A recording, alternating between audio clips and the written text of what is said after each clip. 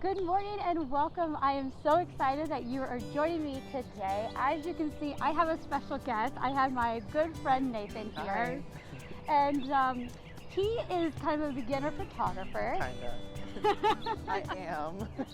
Okay, he is a beginner photographer. And I'm taking him out here on the trail today at Carter Falls to teach him how to shoot in manual. So that is what this video is going to be about. It's going to be about learning how to shoot in manual to get you out of the auto or the scene mode, and how to interpret at real time out on the trail your camera settings and everything. So I know that there's tons of YouTube videos out there already talking about how to shoot in manual mode, but I thought it'd be great to do this and as a live scenario out here on the field, out here in the field with a beginner photographer. So most of the photos today will be taken by Nathan. Yes. I will probably snap some of my own, but he has the Nikon D3400 with the 18 to 55 millimeter kit lens. And so I'm excited. Are you excited? Yeah, I'm so excited. I've taken probably less than 200 photos on this. And I'm just excited to use manual because I've only ever used automatic. And my understanding is that this is a pretty common beginner camera, yeah. So I hope it helps more than me. Awesome. So without further delay, let's get onto the trail and get going, and yeah, let's get some photography underway. Yay. Oh my God, the birds are active. I love it. I hope it gets louder.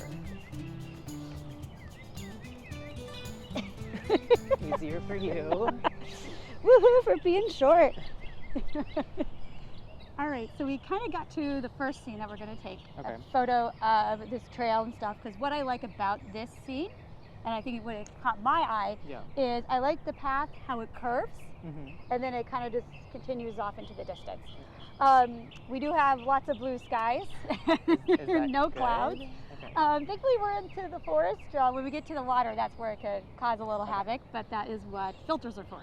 Right. So, shooting in manual, kind of the first basic things is going to the M mode on your camera. So is this called something? A dial. A dial, okay. I would just call it a manual dial. Okay. Yep. And so M is manual. Okay, yeah. A is aperture priority. Gotcha. And so that means that the aperture is going to be the priority, and then the camera will figure out your shutter speed and the ISO. Okay. S means shutter speed, and so that's where it's going to take your shutter speed. So you're going to set your shutter speed to what you want, and then it's going to figure out your aperture and your ISO based on those parameters to make it even light. Gotcha. So that's kind of the basics of what's on your dial. So for this scene, whenever I'm shooting landscape photography, because I can set up my shot, I'm not generally like, oh my gosh, I need to do something really quick. I always start with the low ISO. So ISO, they can go from like 100, depending on your camera. It can go, you can get ISO 64, but ISO 100 is pretty common, up to like 25,000. Okay. Which you would use for your like astrophotography. Oh, right. Yep. Okay. So really low light situation. Your ISO is going to be the amount of light sensitivity that goes on to your sensor in your camera. Okay. Does that make sense? Kind of. So I always, as a landscape photographer, quality matters to me, and so I always kind of start with the lowest ISO that I can, and then adjust it after I've kind of figured out my shutter speed and my aperture. Okay. So, depending on your subject, it could be your shutter speed is your priority, or it could be your aperture.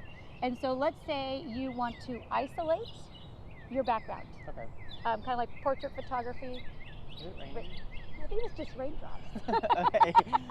I know you noticed that too. I was hearing it. Yeah. I was like, what is going on? All right, isolating our subject. Yeah, so like portraits, flowers, birds, animals, that sort of thing, where you want to separate them from the background, so the blurry background. That can be controlled by your aperture. So a wide aperture, so it's going to let more light into your scene. It's also going to give you that shallow depth of field. Yes. So basically narrowing and focusing in on one thing. Okay. It's like focusing in on a person or a flower or a leaf. and you're separating it from the background. So Okay. things in the background and things in the foreground between where you're focusing are going to be out of focus. Yeah. And then your, on the other end of that is going to be your deep depth of field and your high f-stop, so like f16, and that's going to be allows less light in. Right. So it's going to be a small aperture. Okay. So it's kind of reverse. Of course. Wide aperture, Okay. lots of lights, small number. Okay. And then the reverse is less light, small diameter, Big number. higher number. Okay. Gotcha. See, it's counterintuitive. I think Very that was the hardest. easy. I think that was actually the hardest part when I was to like wrap my head around Yeah. that, because it doesn't really make sense in my mind. Right.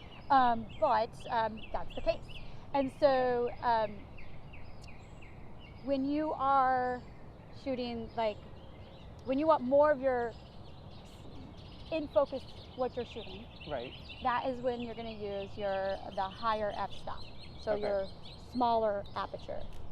Okay. Gotcha. Okay. Which is what we want for landscape. Generally speaking, Right. I mean, yes. we want lots of things in focus.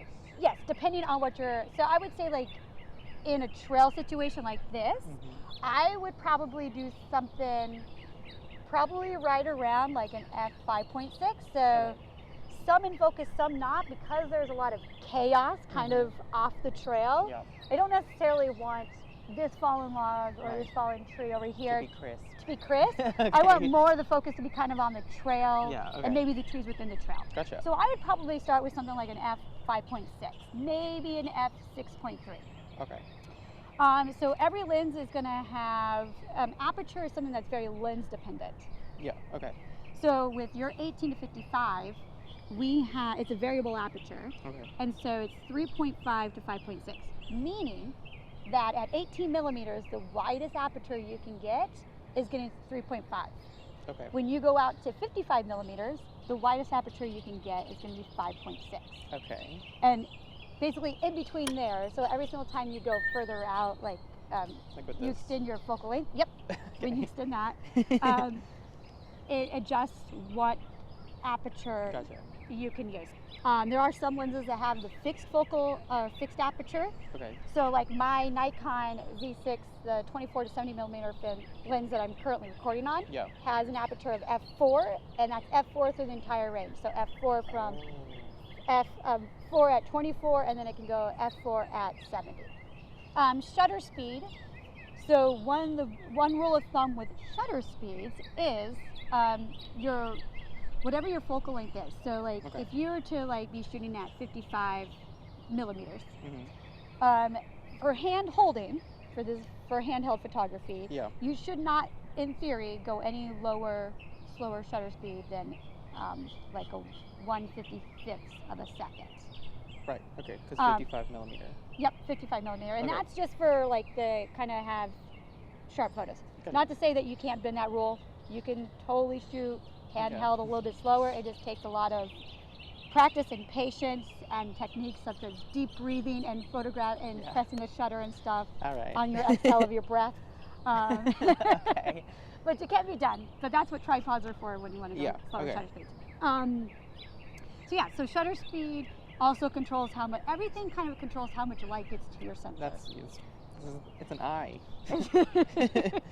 It is. It's like an eye. Okay. So your shutter speed will determine like how much light goes in a specific amount of time. Okay. So if you want to have motion blur, like when we get to the waterfall, Mhm. we'll have a slower shutter speed to kind of smooth out that water. Okay. Where we're in here, we don't really necessarily need motion blur for an artistic thing, so Yeah. we don't need to go to a slow shutter speed. Yeah. So we could do probably something like right around 1/80th of a second to Okay. 1/100th of a second, and everything. Does that kind of make sense? Yes. Any questions? Because there's no movement. Yeah. Until the trees start moving. Until the trees start moving, but then, Quickly. but it's all artistic. Right. Okay. I think every rule in photography, when it comes to shutter speed, aperture, ISO, can be broken. It's nothing set in stone because of artistic differences Right. of how you interpret the scene that you're photographing. Yeah. So these are just general guidelines. Nice. Alrighty. Alrighty. Okay, so let's Okay. let's get this shot lined up and see how you want to do this. Okay. So you said, let's see. Shutter speed 1/80th is good because nothing's moving. Yeah, that should be pretty good. Okay. Okay, so, all right, so you have the shot, you kind of have it how you want it framed up, how you see it. So right now, your settings are 1/80th, Yeah. f9, and then ISO 100. Right. But it looks a little dark. So we have Exactly. some bright up here, and we have some darkness down here. Yeah. And over here, we have kind of the plus and minus. Okay. So every camera manufacturer is slightly different, but this kind of tells you the overall exposure. So right now we are underexposed for this scene. Okay. So if we don't want to go any lower than like 1/80th of a second, what we would adjust next is maybe, let's adjust the aperture a little bit. Okay. So you press your button there and we'll move it. So we're gonna go, maybe go to f like 6.3. Okay. Okay. So I think that's pretty good. Yeah. So we can see now this has gotten a little bit closer Yeah. to 0. So let's adjust the ISO. So I think Okay. on your camera it's the info. Yeah. I know. Oh, ISO. Okay. Yep, there we go. So let's go try 200. Okay. And then I think you just press OK. Yep. Oh, definitely lighter. Yep, definitely lighter. So now we're just slightly overexposed, which is fine. Okay. So now just kind of frame up how you want the shot. Okay. And then go ahead and press the shutter speed, or the shutter button.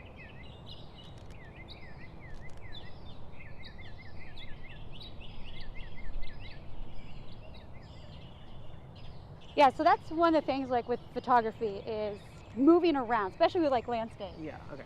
When you try to like, when you get the scene slightly different and stuff, you kind of, because it's so easy to get in the mode of like just taking photos like straight at eye level, because I was like, Yeah. oh, but like you were doing, you got Yeah. down low, you got to get the trees kind of look a little bit more dramatic. Yeah, they look like they're more alive. I feel like Yeah.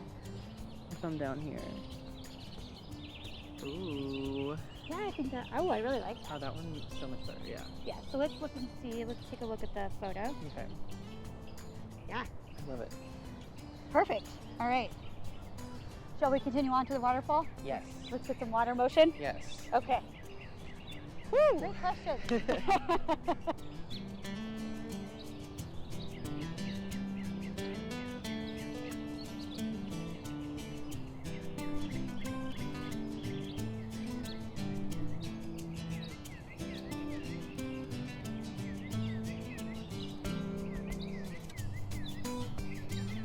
Waterfall, waterfall. It's about time.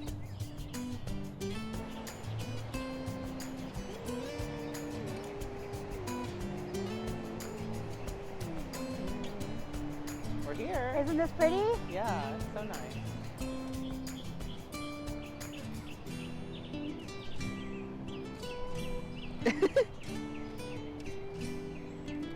These photos are so bad.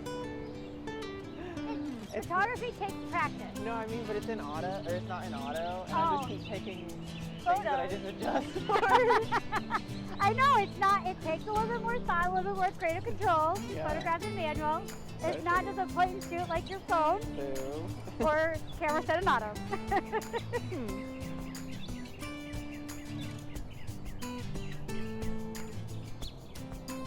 Okay, so we are here now at Carter Falls, and so New gear.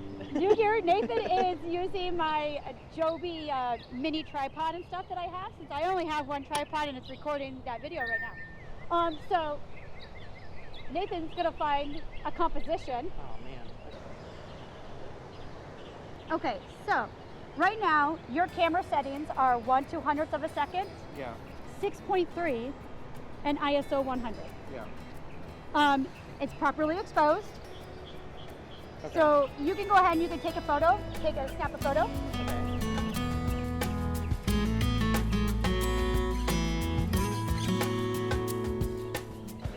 You'll notice that you basically kind of froze the water in place, Yeah. which is fine if that's the scene that you wanted to capture and that was how you felt like you wanted to capture it. Now, if you want to make that water smooth out, We so need it looks like a flow. needs to be slower. Yes, Yep, you're gonna need a slower shutter speed. Which is up here. Yep. And this is where it kind of gets, with waterfalls, Ooh. it kind of gets to a little bit of a guessing game. Ooh, it goes really low. It can go really low, but obviously you see the lower you go, the higher, the more overexposed it is, right? So what happens? Let's see. So this is gonna be like, it's gonna be like really bright, super bright. It's like a snowstorm. It's like a snowstorm. Why did you let me do that? Why? Because you're learning. This is how you learn. You Okay. take some bad photos with improper shutter settings to learn. Yeah. All right, so let's try this. Wait, how did you do the... Oh, there you go. Yep. Yeah, so with the shutter speed, it just helps, like once you hit the shutter speed, it helps kind of like let the camera, just press OK. Yeah, okay. It helps the camera like even back out from the shake of hitting the shutter speed. Okay. So I normally do like a 2-second. 10 is but kind of overkill, but yeah. 10 is a little overkill, but I don't know how to change that on this Right. camera, so we're gonna make it work. Okay, got it. We're getting closer. We're getting closer, okay. Yeah. Yeah, I think that was I think the 1/5 of a second is the great shutter speed for this particular waterfall to kind of get that nice little motion blur. I like that a lot. Yeah, That was good. that was good. I love it. Nicely done.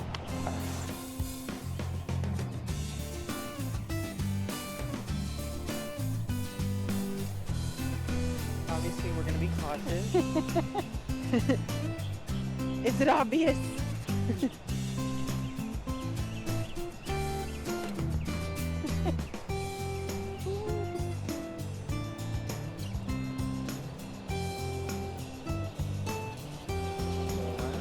Pretty good.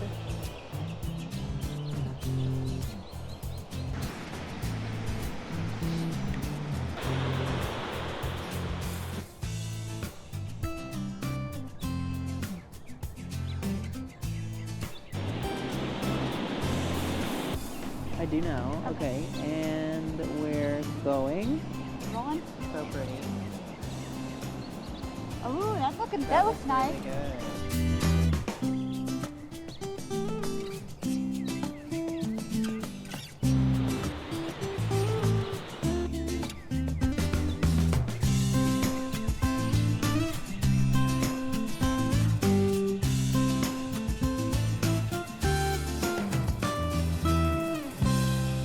Okay, so we made it back to the car, and so we're going to kind of wrap up this video, and I'm actually going to have Nathan talk a little bit about his experience shooting with manual, thoughts he has, takeaways that he has from shooting with manual.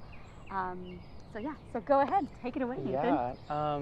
First of all, it's not as scary as it might sound. When I first got the camera, like years ago, and I haven't touched it really since, I only shot in auto because I felt like I'm not a professional. Like I felt like I shouldn't be touching all of the other buttons and settings.